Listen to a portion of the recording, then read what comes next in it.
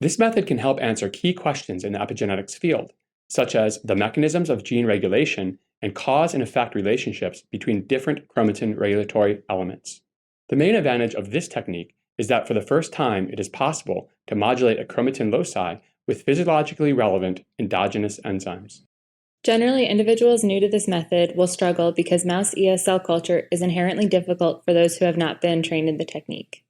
Visual demonstration of this method is critical as cell viral infection steps are difficult to learn.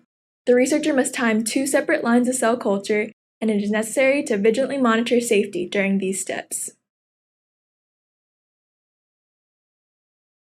To begin the protocol, passage 18 million of 293 T HEC cells per 15 centimeter plate.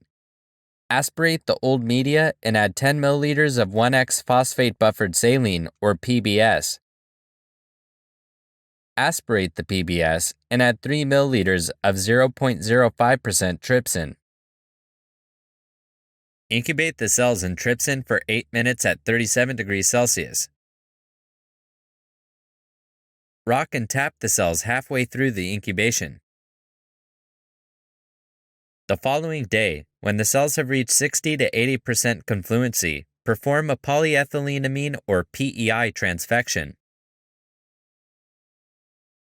Next, gently mix the DNA, PEI, and transfection media in a 15 milliliter conical tube. Incubate the sample at room temperature for 15 minutes. After incubation, add the solution dropwise to the 15 centimeter plate.